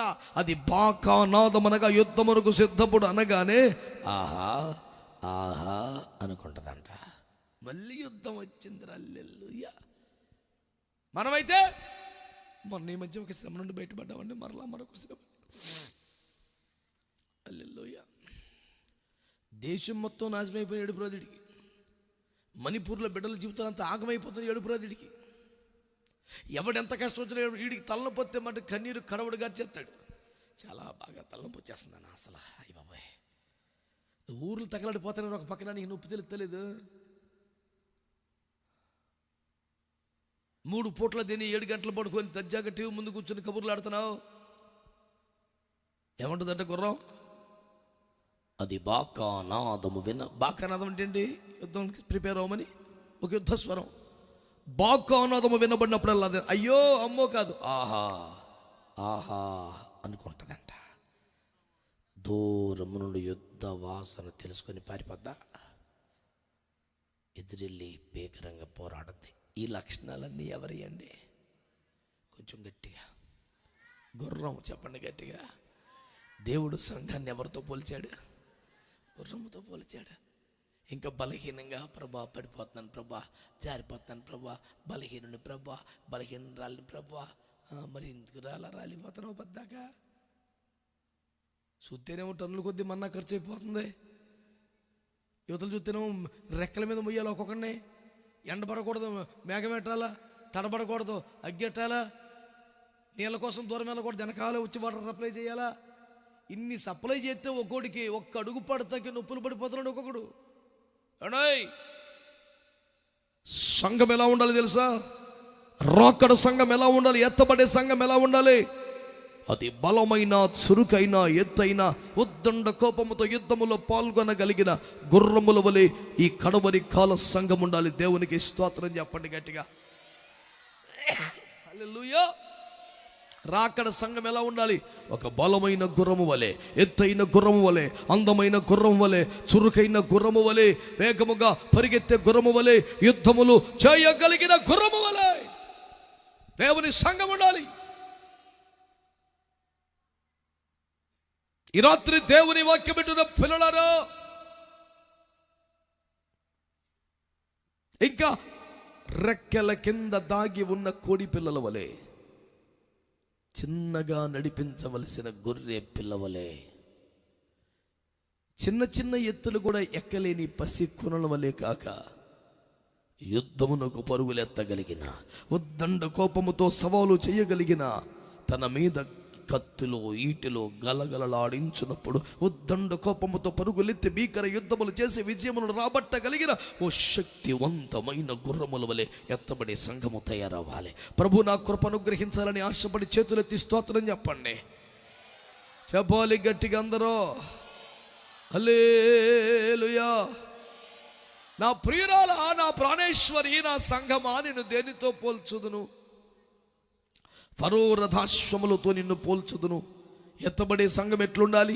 రాకడ సంఘం ఎట్లుండాలి? బలహీనముగా ఉండకూడదు, శక్తిహీనంగా ఉండకూడదు, పసిఖోనుగా ఉండకూడదు.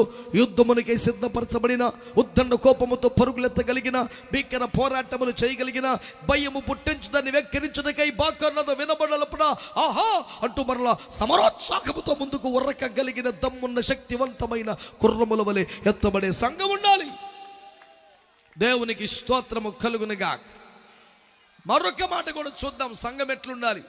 గుర్రము వలె బలముగా, గుర్రము వలె వేగముగా, గుర్రము వలె రోషముగా, గుర్రము వలె యుద్ధములు చేసే ధైర్యముగా సంఘం ఉండాలనుకున్నాం. రెండవ పోలిక చూద్దాం. సంఘాన్ని దేంతో పోల్చాడైనా? 2వ అధ్యాయం పరమగీతములు, పరమగీత గ్రంథము 2వ అధ్యాయం 14వ వచనం. బండ సందులలో ఎగురు నా పావురమా, పేటు బీటలను ఆశ్రయించు నా పావురమా, నీ స్వరము మధురము, నీ ముఖము మనోహరము, నీ ముఖము నాకు కనబడనిమ్ము, నీ స్వరము నాకు వినబడనిమ్ము. దేవునికి స్తోత్రం కలుగునుగాక. ఇంతకు ముందు దేనితో పోల్చాడు సంఘాన్ని? మంచిగా చెప్పొచ్చు కదా అందరూ. నోట్లో ఏమన్నా పెట్టుకున్నారా? లేనిపోని జాకెట్లు, అది జిగురు జిగురు గంటల కొద్ది సాగదెత్తాడు. ఏంటదే? అదే అదే అదే గంటల కొద్ది గంటలకు అది ఒక అలవాటు అయిపోయింది ఈ మధ్య. మేకన వెళ్ళినట్టు ఎదురకుండా కూర్చొని అదొక సోకు. I like to have always chewing gums, you know. ఏడు చచ్చాలి. ఓ కలెక్టర్ ముందుకో ఎస్పీ ముందుకు వెళ్ళినప్పుడు అలా నవ్వుకుంటా కూర్చో. దేహ శుద్ధి ఏ రకంగా ఉంటుంది తెలిసిన? అస్సలు శుద్ధీకరణ కోటమంటే ఆడ కనపడుద్ది. అస్సలు మామూలుగా కాదు, అలంకరించబడిన పిండి కుమార్తె వల్లే బయటకు వచ్చేది. దేవుని సన్నిధిలో దేవుడు మాట్లాడుతున్న ఎదురుగుండా కూర్చొని నీ పోజ్ ఏంటి, నీ వాళ్ళకం ఏంటి, నీ గొడవ ఏంటి, నీ గోత్రం ఏంటి? మారు మనసు పొందిన వారు మాత్రమే స్తోత్రం చెబుదామండి. దేవుడు సంఘమునేమని పోలుస్తున్నాడు? 2వ పోలిక ఏంటంటే, నువ్వు బండ సందులో ఎగిరే పావురం. అందరు చెప్పండి అన్నమాట. హల్లెలూయా. అది పావురం అండి, దానికి రెక్కలున్నాయి. ఎంతటి ఎత్తుకైనా ఎంతటి దూరమైనా ఎగిరిపోగలదు. కానీ అది కుళ్ళిన శవాలు కనపడి తినుకుంటా కూర్చునే కాకిగా దేవునికి స్తోత్రం. చిన్న చిన్న చిన్న చిన్న వాటిని ఎత్తికి వెళ్ళిపోయే దుర్మార్గం అనేటువంటి వ్యవహారంగా దేవునికి స్తోత్రం. అదేమిటట? అదేమిటట? బండ సందులలో ఎగిరే దేవునికి స్తోత్రం చెప్పండి. విశాల ఆకాశములు వివెత్తని ఎగరగలిగిన రెక్కలున్న, సుదూర తీరానికి పయనించగలిగిన రెక్కలు తనకున్నా అది ఎగిరిపోవట్లేదట. ఎక్కడ ఉంటుంది? బండ సందుల్లోనే, బండ సందుల్లోనే ఉంటుంది. దేవునికి స్తోత్రం కలుగునుగా. ఏదో పరిచయలు ఉన్నప్పుడంటే, సంఘంలో ఉన్నప్పుడండి, చిన్నగా ఉన్నప్పుడండి, చేతి కింద ఉన్నప్పుడండి, మరి అనేకమైన రెక్కలు వచ్చేసినాయి కదండి బాబు ఇప్పుడు అని ఆత్మీయ తల్లిదండ్రులు ఎంతమంది గురించి బాధపడుతున్నారండి. ఈ సంవత్సరం ప్రభువు నాకు ఇచ్చిన వాగ్దానాన్ని జ్ఞాపకం చేసుకుంటూ ప్రభుతో నేను ప్రమాణం చేసుకున్నాను. ప్రభువా, ఎగిరే రెక్కలను నాకు ఇచ్చిన నీ చాటునే ఉంటాను. ప్రభువా, రెక్కలు వచ్చిన ఎగిరిపోను బాబు. నీకు స్తోత్రం చెప్పండి గట్టిగా. ఎగిరే రెక్కలు. అసలు దావీదు గారి టీం అంతా ఏడే ఉందిగా. స్తోత్రం. ఏది పాడండి. ఎగిరే రెక్కలు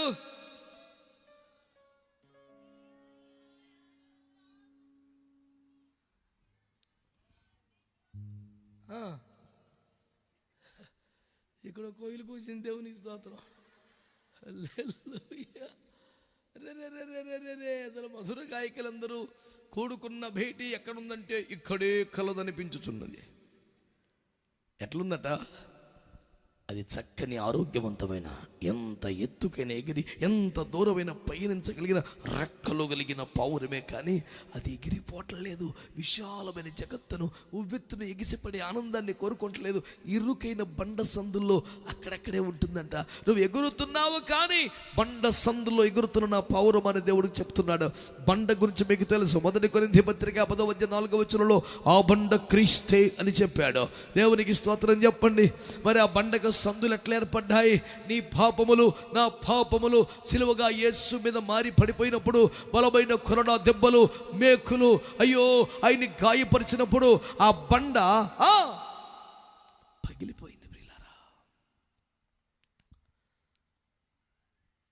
కొరడా 3 తాళ్ళుగా చీలిపోయి చివరన 3 ఇనుప కుక్కాలు ఉంటాయట.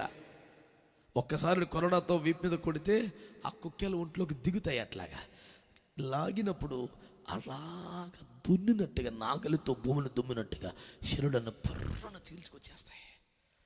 అలాగ 39 దెబ్బలు తిన్నాడు. వీపంతా దున్నబడిపోయింది. లాగి పెట్టి ముఖం మీద కొట్టి గడ్డాన్ని పట్టుకొని లాగేస్తే ఒకడు ముఖ చర్మమంతా లేచి వచ్చేసిందంట. ముళ్ళ కిరీటాన్ని అలాగ అల్లి నెత్తి మీద పెట్టి కర్రతో లాగి పెట్టి కొడితే 2 అంగుళాల పొడుగున్న తేక మేకుల్లాంటి ఆ కిరీటం ఆయన తలలోనికి అలాగ దిగిపోయింది. ఆ బండ ముక్కలు ముక్కలైపోతుంది. ఎక్కడికక్కడ పగిలిపోయి సందులు ఏర్పరచబడ్డాయి. పావురమా, నీకు రెక్కలున్నాయి. నువ్వు హాయిగా విశాల జగత్తులో ఎరగవచ్చును, కానీ నేను అంటున్నాను, నువ్వు ఆ గాయాల్లో ఉంటున్నావు. గాయాల్లో ఏముంటుంది? రక్తం. గాయాల్లో ఏముంటుంది? 19వ అధ్యాయం యోహాను సువార్తలో ఆయనలో నుంచి ఏమొస్తుందట? ఆ బండ సందులో నుంచి ఏమొస్తుందట? రక్తము నీరు వచ్చుచుండెను అని రాశాడు కదా. బిడ్డలారా, మీరు వాక్యాన్ని బాగా వింటున్నారా? ఆ బండ ప్రభువైన యేసు క్రీస్తు వారే అందులో నుంచి ప్రవాహముగా వస్తున్నది. దేవునికి స్తోత్రం. యేసు రక్తం, దేవుని పరిశుద్ధాత్మను జలము. దేవునికి స్తోత్రం కలుగుని గాక. ఇప్పుడు ఆ బండ సందులోంచి ప్రవాహముగా నీరు వస్తోంది, ప్రవాహముగా రక్తం వస్తోంది. ఈ పౌరం వెళ్ళి ఆ సందులో ఎగురుతోంది. అంటే ఏమవుతుందన్నమాట? అందులోంచి వచ్చే రక్తము, అందులో వచ్చే నీరుకి ఈ పౌరము తడిసి ముద్దయిపోతా ఉంది. దేవునికి స్తోత్రం చెప్పండి. యేసు రక్తములో, దేవుని ఆత్మలో సంఘము తడిసిపోవాలా, ముద్దయిపోవాలా. ఆ రక్తములో, ఆ పరిశుద్ధాత్మలో నానిపోతున్న అనుభవాల్లో అక్కడక్కడ ఎగరాలి. ఆకాశం విశాలంగా ఉంది, చెట్ల మీద చక్కని స్థలం ఉన్నది, ఎక్కడో మేత ఉన్నది. నేను అక్కడికి వెళ్ళను. ఎక్కడ తిండి ఉంటే అక్కడ, ఎక్కడ డబ్బు ఉంటే అక్కడ, ఎక్కడ సుఖం ఉంటే అక్కడ, ఎక్కడ గౌరవాలు దొరికితే అక్కడ కాదు, ఆయన గాయాల్లో దాగి ఉంటాను, అక్కడే వికరిస్తాను. ఆ యేసు రక్తములో తడిసి ముద్దయిపోయి, దేవుని ఆత్మచేత తడిసి ముద్దయిపోయి నేను మహిమగల రాకడకు పెళ్లి కుమార్తె సంగముగా సిద్ధపడతాను అనే సమర్పణలో ఉన్నది. నా పావురమా, నీకు రెక్కలున్నా ఎటో పోయి ఎగరలేదురా. మా సంఘంలో కొంతమంది పిల్లలు ఉన్నారు, చదువుకునే కాలం అంతా భక్తిగా సంఘంలో ఉన్నారు. ఉద్యోగాలు వచ్చి నీకు పోతారేమో అనుకున్నాను. ఒక పిల్లాడు ఎంఎస్సీలో, ఎంటెక్లో ఆంధ్ర యూనివర్సిటీ గోల్డ్ మెడల్ కొట్టాడు. చాలా నిరుపేద కుటుంబం, హాస్టల్లో చదువుకున్నాడు. వాళ్ళ నాన్నగారు ఒక బైండింగ్ షాపులో పుస్తకాలు కొడతారు. ఏమాత్రం జీతం వస్తుందండి. పిల్లల్ని హాస్టల్లో పెంచారు. చిన్నప్పటి నుంచి హాస్టలే. అలా చదువుకున్నారు. మెల్లిగా మెల్లిగా అలాగే కాలేజీ హాస్టల్లో సీట్లు వచ్చి ఫ్రీ సీటు కొట్టి ఎంటెక్ వచ్చాడు. అందులో కూడా ఆంధ్ర యూనివర్సిటీ గోల్డ్ మెడల్ కొట్టాడు. ఫైనల్ ఇయర్లో ఉండగానే క్యాంపస్ సెలక్షన్స్ వచ్చాయి. బాంబేలో ఒక ఎంఎన్సీలో, మల్టీనేషనల్ కంపెనీలో నెలకు 75,000 తొలి జీతంతో ఉద్యోగం వచ్చింది. ఎగిరి గంతేసి వెళ్తాడు కదా. మేము కూడా సంతోషపడ్డాం. మన సంఘ బిడ్డకి మంచి జాబ్ వచ్చింది, బాంబేలో ప్లేస్మెంట్ వచ్చింది, ఆదివారం మంచి సాక్ష్యం మనం వింటాం అని సంఘం అంతా ఎదురు చూస్తూ ఉండి రాగానే, రేయ్ దేవుని గొప్ప విజయం ఇచ్చాడు, సాక్ష్యం చెప్పో అన్నాను. వాడు మైక్ తీసుకొని, దేవుని కృపలో గోల్డ్ మెడల్ వచ్చిందండి, క్యాంపస్ సెలక్షన్లో సెటిల్ అయినా, బాంబేలో పోస్టింగ్ వచ్చింది. నెలకు 75,000, మా నాన్నగారికి 5,000 జీతం. మేము అలాగే పెరిగాం. 70,000 ఎప్పుడు చేతిలో ఒకసారి కూడా నేను ఇప్పుడు పట్టుకోలేదు. ఇప్పుడు నెలకి 70,000 రాబోతున్నాయి, కానీ నేను డ్యూటీలో జాయిన్ అవ్వట్లేదు అన్నాడు. అదేంద్రా అంటే ఈ ఉపదేశం, ఈ సహవాసం, ఈ పరిశుద్ధుల సహవాసం డబ్బు కోసం నేను వదులుకోలేను. 75,000 జీతాన్ని వదులుకొని వైజాగ్లోని 25,000 జీతానికి ఎంటెక్ చేసినటువంటి గోల్డ్ మెడలిస్ట్ పనిచేస్తున్నాడు. ఈ రోజుకి సంఘంలో క్రమంగా ఉంటున్నాడు.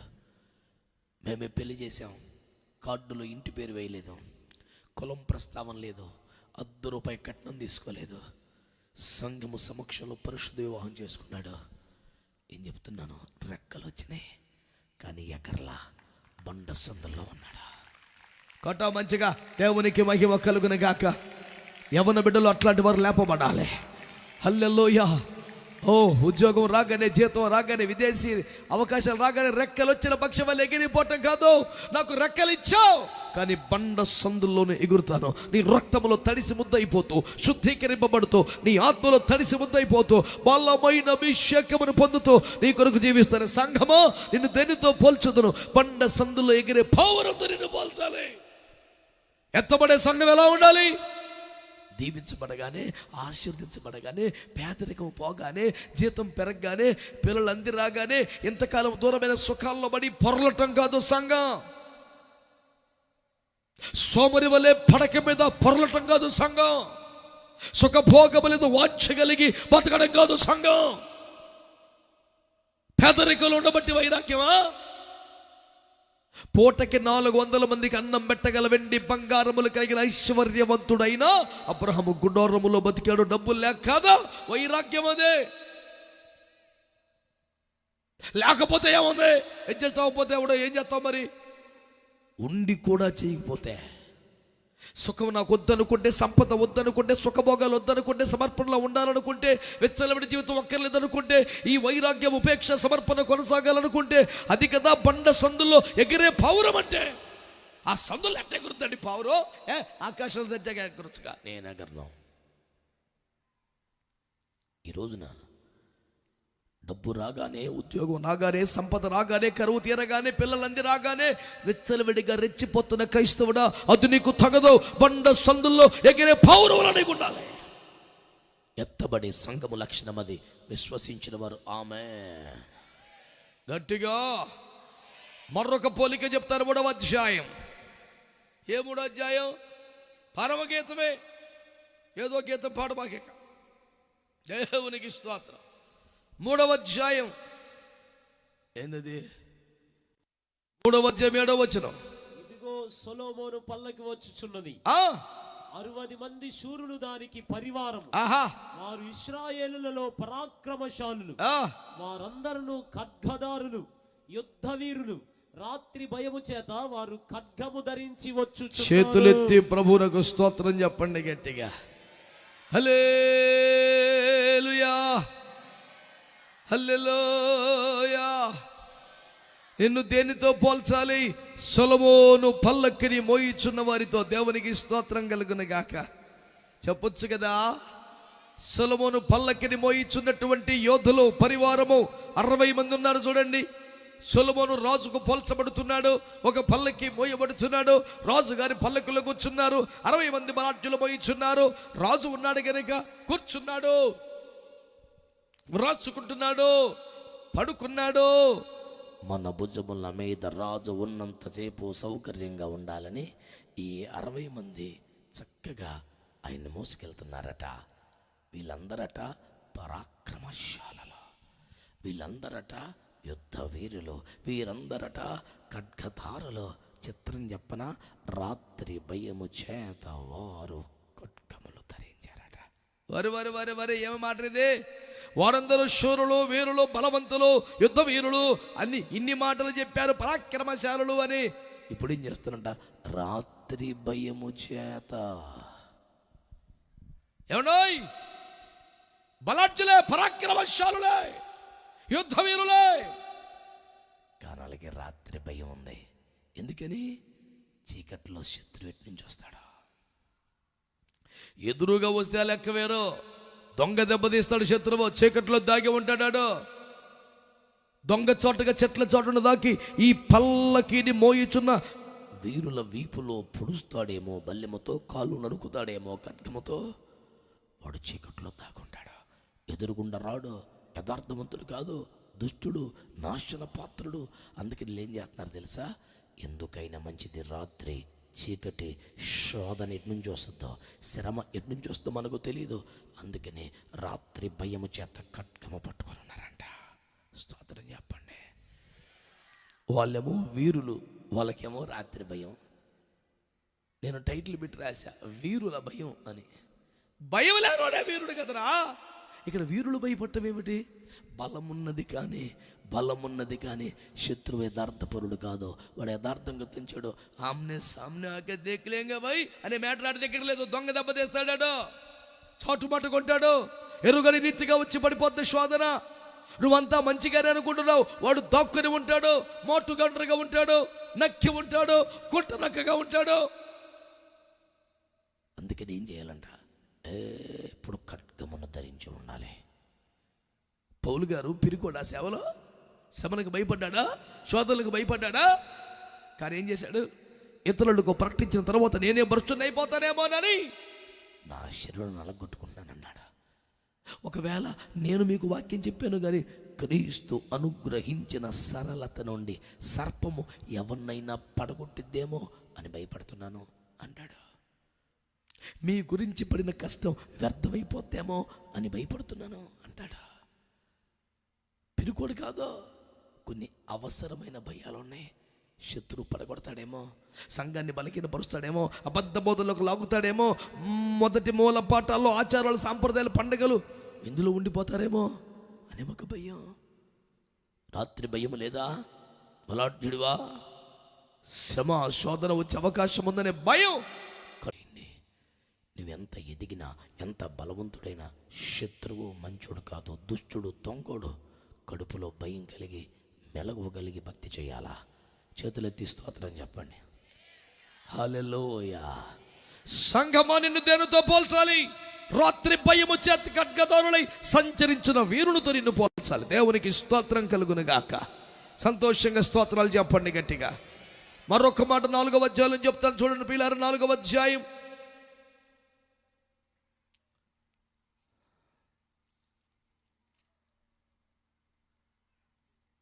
12వ వచనం. నా సహోదరి, నా ప్రాణేశ్వరి, మూయబడిన ఉద్యానం, స్తోత్రం, వేయబడిన జలకూపం. సంఘమును దేనితో పోల్చాలి? ఒక ఉద్యానవనం. గట్టిగా చెప్పండి, చెప్పండి, చెప్పండి, చెప్పండి, చెప్పండి. సంఘం ఒక ఉద్యానవనం, దేవుని తోట. ఆమేన్. సకల ఫల వృక్షములు కలిగిన అద్భుతమైన తోట. దేవునికి స్తోత్రం చెప్పండి. నా ప్రియుడు తన ఉద్యానవనమునకు వేంచేయునుగాక, తనకి ఇష్టమైన ఫలమును భుజించునుగాక అని చెప్పాడే. అలాంటి ఫలభరితమైన తోట వలె సంఘం ఉండాలి. ఎండిపోయిన మోడు వలె ఉండకూడదు. పొద్దున వికసించి సాయంత్రానికి మాడిపోయే ఇంటి మీది గిడ్డివిలి ఉండకూడదు. అది సకల ఫల వృక్షముల ఉద్యానవనములాగా ఉండాలా. చేతులెత్తి దేవునికి స్తోత్రం చెప్పండి, చెప్పండి గట్టిగా.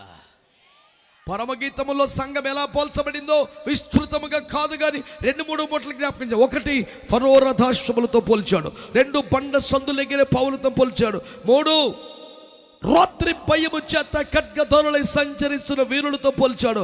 4 సకల ఫల వృక్షములు కలిగిన అందమైన ఉద్యానవనముతో పోల్చాడు. సంఘం ఎలా పోల్చబడింది? 5వ మాట మీరు చూస్తే 6వ అధ్యాయం 10వ వచనం.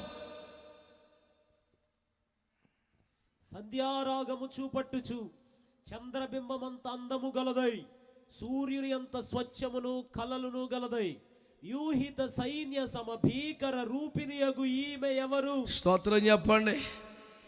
హల్లెలూయా. వ్యూహిత సైన్య సమభీకర రూపిణిగా సంఘం పిలువబడుతోంది. బాగా ఈ మాటలు వింటున్నారా? దేవుని సంఘమా, దేవుని ప్రజలారా, వ్యూహిత సైన్యముగా ఈ సంఘం ఇక్కడ చెప్పబడుతోంది. ఎలా ఉందిట ఈ సంఘం అంట? చాలా చక్కని అద్భుతమైన విచిత్రమైన పోలిక. ఏమండి, చంద్రబింబం అంత అందం, సూర్యుని అంత స్వచ్ఛం. అయితే సూర్యులాగున్నావా, చంద్రులాగున్నావా? సూర్యుని వలెను చంద్రుని వలెను, ఇది ఎలా సాధ్యమండి? ఒక వ్యక్తి చంద్రుని వలె చల్లని వాడై ఉండాలి, లేదా సూర్యుని వలె మండుతున్న వాడై ఉండాలి. సూర్యుని వలెను చంద్రుని వలెను ఉండడం ఎలాగండి?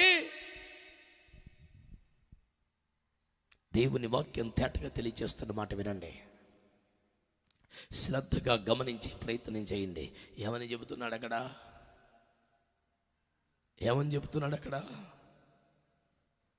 సూర్యుని అంత తీక్షణమైన వేడి, వెలుగు, ప్రకాశం పంటాయి. సింపుల్, బాగా వినండి. సాతాను సంఘమును చూసినప్పుడు సాతానుకి సంఘం ఎలా కనపడాలి?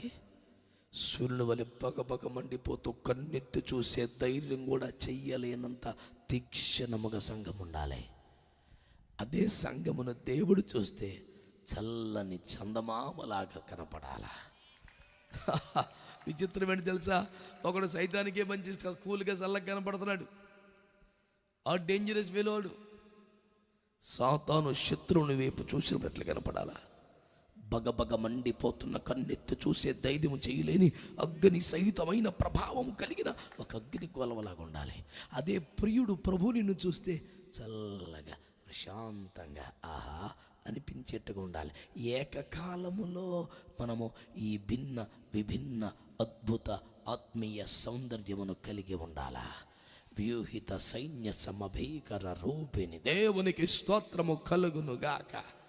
చెప్పాలి మంచిగా. 7వ అధ్యాయం 4వ వచనంలో చూస్తే, 7వ అధ్యాయం 4వ వచనంలో చూస్తే, నీ కందరము దంతగోపుర రూపము నీ మీకు దగ్గరలో బ్రహ్మలింగం చెరువు మహాప్రసిద్ధి కదా.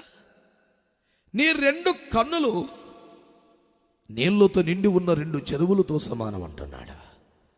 అబ్బా, ఏమి పోలిక సంఘానికి ఇది! ఇప్పుడు కన్నీరు ఉబుకుతున్నట్లుగా కన్నీటి నిండా నీళ్లు కలిగిన ఒక అనుభవం. ఆత్మతో నింపబడిన వారే పాడుతున్న కన్నీళ్లతో ఆరాధన చేయటమే, మాట్లాడుతున్న కన్నీళ్లతో మాట్లాడటమే. కన్నీటి అనుభవాల్లో మునిగి తేలుతున్న సంఘం ఉండాలి. మొదటి జామున కన్నీరు కార్చే అనుభవం, తల జలమయముగా మారిపోయిన అనుభవం, నదీ ప్రవాహం వలె కన్నీరు పారనిచ్చే అనుభవం. నీ 2 కళ్ళు 2 చెరువులతో సమానమమ్మా. ఇంట్లో ఎవరైనా చనిపోతే తప్ప అంత దుఃఖం రాదు మనకి. ఆత్మలు నశించిపోతుంటే, ఆత్మలు చల్లారిపోతుంటే, దేవుని సంఘము యొక్క ప్రభ తగ్గుతుంటే, ఒకనాటి అలనాటి మహిమ సంఘములో కనబడకపోతే నీ గుండె చెరువైపోవాలి, కన్నీటి మహిమైపోవాలి, ప్రార్థన చేయగలగాలి. అలాంటి కన్నీటి అనుభవములో కలిగిన వారే ఎత్తబడిన సంఘమని. 2 కన్నులు 2 చెరువులతో సమానమన్నట్లుగా ఆత్మీయ జీవితంలో కన్నీటి అనుభవం ఉండాలని తెలియపరచబడుతున్నది. 8వ అధ్యాయాన్ని మీరు చూడగలిగితే, దేవుని సంఘమా శ్రద్ధగా వినండి. 8వ అధ్యాయాన్ని చూడగలిగితే ఈ మాట అక్కడ వ్రాయబడి ఉన్నది. 8, 9 వచనములు చూడండి. మాకు ఒక చిన్న చెల్లి మనకు తెలియజేస్తున్న ఉపదేశాన్ని గమనించండి. దేవుని వాక్యం తెలియపరుస్తోంది. దానికి ఇంకా వయసు రాలేదండి, ఇంకా చిన్నతనమే. పెండ్లి వయసు వస్తే ఎలా అవుతుంది తెలుసా? అదొక ప్రాకారం వంటిది అయిపోతుంది.